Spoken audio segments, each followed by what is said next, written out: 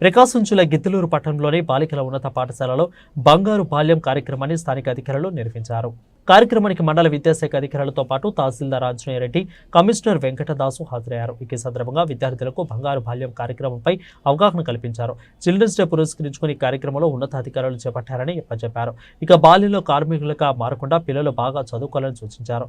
దేశ ప్రధాని నెహ్రూ జయంతి సందర్భంగా చిల్డ్రన్స్ డే నిర్వహిస్తారని అధికారులు తెలిపారు. ఈ సందర్భంగా పిల్లలు కార్మికులుగా మారకుండా చదువుకోవాలని విద్యార్థులకు దృశ్య రూపంలో కూడా నాటకం ప్రదర్శించారు. ఈ నాటకం అందరినీ ఆకర్షించింది. తర్వాత అధికారులు విద్యార్థుల చేత ప్రతిజ్ఞ చేయించారు. కార్యక్రమంలో పాఠశాల ఉపాధ్యాయులు మరియు సిబ్బంది పాల్గొన్నారు. బాల్యోత్సవాలని చెప్పేసి ఈ రోజు నుంచి స్టార్ట్ చేశారు. అవి వారం రోజుల పాటు జరుగుతాయి.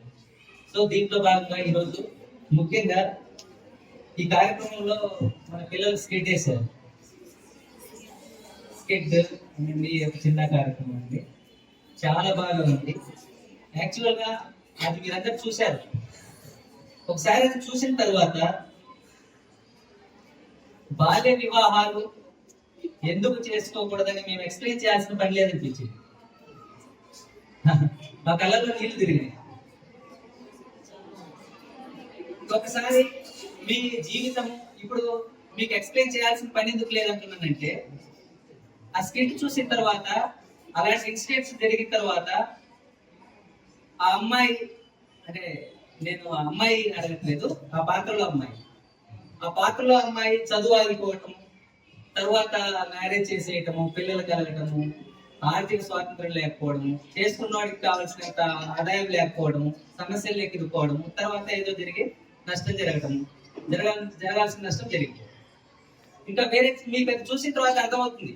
త్వరగా మనము ఆర్థికంగా సెక్యూరిటీగా మీరు లేకపోతే, అమ్మాయి ఆర్థికంగా సెక్యూరిటీగా లేకపోతే ఇంకొకరి మీద ప్రతిదానికి ఆధారపడాలి. కరెక్టే కదా?